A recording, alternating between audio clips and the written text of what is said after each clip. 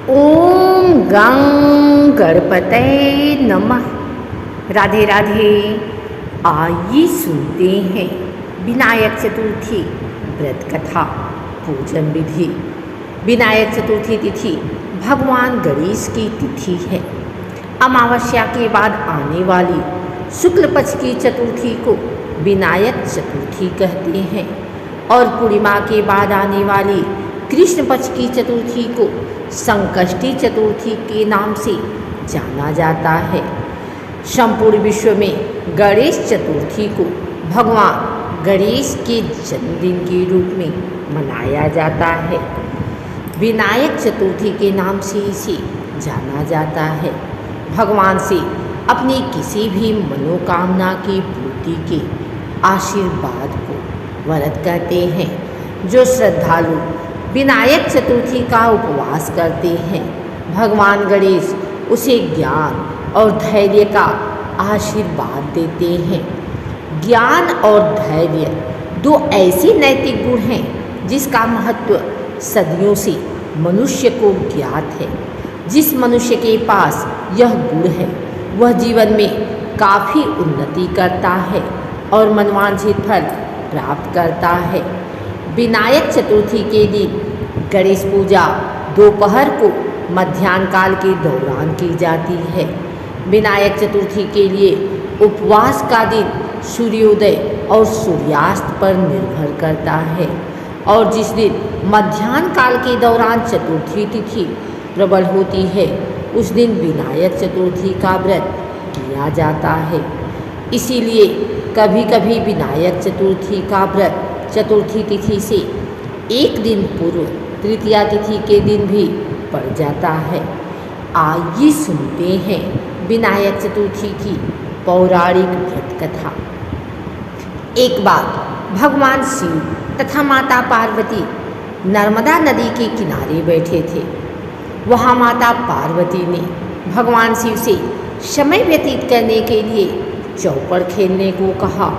शिव चौपड़ खेलने के लिए तैयार हो गए, परंतु इस खेल में हार जीत का फैसला कौन करेगा, यह प्रश्न उनके समझ उठा तो भगवान शिव ने कुछ तिनके एकत्रित कर उसका एक पुतला बनाकर उसकी प्राण प्रतिष्ठा कर दी और पुतले से कहा, बेटा हम चौपड़ खेलना चाहते हैं परंतु हमारी हार जीत का फैसला करने वाला कोई नहीं है, इसीलिए तुम बताना कि हम दोनों में से कौन हारा और कौन जीता। उसके बाद भगवान शिव और माता पार्वती का चौपड़ खेल शुरू हो गया। यह खेल 3 बार खेला गया और संयोग से तीनों बार माता पार्वती ही जीत गए। खेल समाप्त होने के बाद बालक से हार जीत का फैसला करने के लिए कहा गया तो उस बालक ने महादेव को विजयी बताया। यह सुनकर माता पार्वती क्रोधित हो गई और क्रोध में उन्होंने बालक को लंगड़ा होने कीचड़ में पड़े रहने का श्राप दे दिया।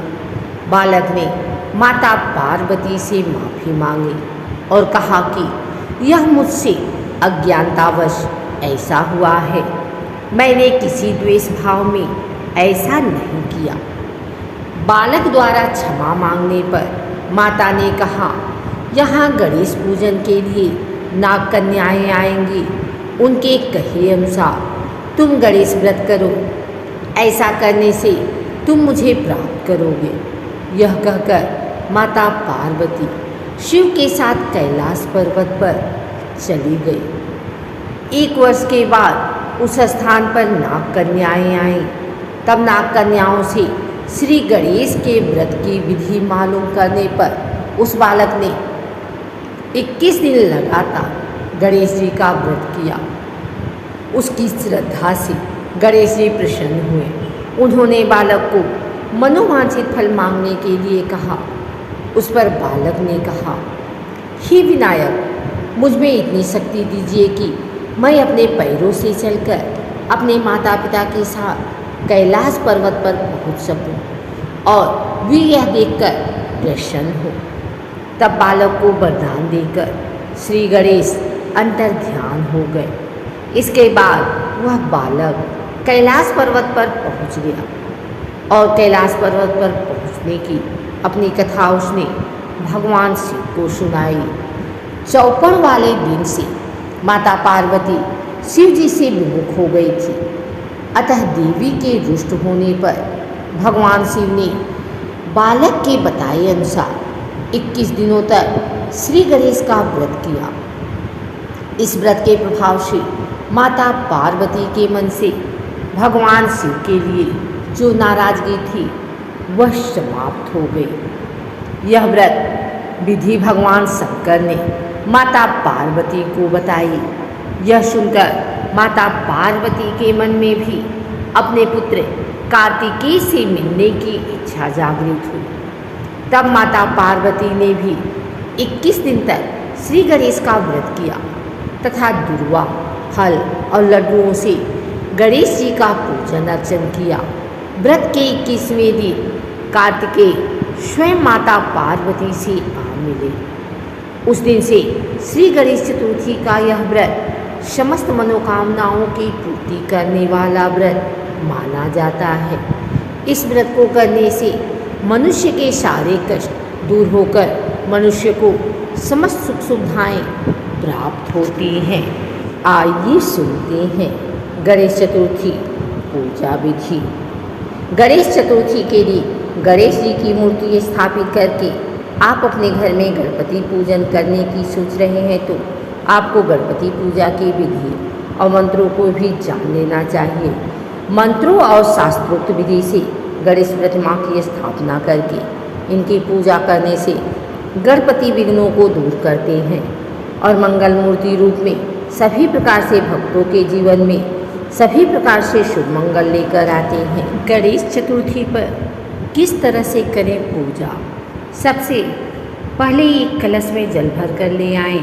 जहाँ भी अपने पूजा के लिए मंडप बनाया है वहाँ आसन बिछाकर बैठ जाएं। हाथ में जल लेकर सबसे पहले हाथ में कुश और जल लें, फिर मंत्र बोलें। ओम अपवित्र पवित्रो वा सर्वावस्था गतोऽपि वा या यस्मरेत पुंडरीकाक्ष वहांतर शुचि। फिर जल को अपने ऊपर और पूजा के लिए रखें। सभी सामग्रियों पर इसे छिड़क दें। इसके बाद 3 बार आचमन करें। हाथ में जल लें और ओम केशवाय नमः, ओम नारायणाय नमः, ओम माधवाय नमः, ओम ऋषिकेशाय नमः ऐसे बोलते हुए 3 बार हाथ से जल लेकर मुँह से स्पर्श करें। फिर हाथ धोने। इसके बाद जहाँ गणेश जी की पूजा करनी हो उस स्थान पर कुछ अटूट चावल रखें। इसके ऊपर गणेश जी की प्रतिमा को विराजित करें। गणेश जी को अपने आसन पर बैठाने के बाद सबसे पहले गणेश चतुर्थी व्रत पूजा का संकल्प लें। बिना संकल्प लिए पूजा ना करें। गणेश पूजन संकल्प के लिए हाथ में फूल, फल, पान, सुपारी, अक्षत, अटूट चावल, चांदी का सिक्का या कुछ रुपया, मिठाई आदि सामग्री थोड़ी थोड़ी मात्रा में लेकर हाथ में जल लें। फिर संकल्प मंत्र बोलें। संकल्प करने के बाद कलश की पूजा करें। कलश को गणेश जी की दाईं ओर रखें। कलश पर एक नारियल लाल वस्त्र में लपेटकर इस प्रकार रखें कि केवल आगे का भाग ही दिखाई दे। कलश में आम का पल्लव, सुपारी, सिक्का रखें। कलश के गले में लाल वस्त्र या मौली लपेटें। इसके बाद कलश पर नारियल रखकर इसके ऊपर एक दीप जलाकर रख देंगे। हाथ में अक्षत और पुष्प लेकर वरुण देवता का कलश में आवाहन करें। साथ ही मंत्रों का उच्चारण करें।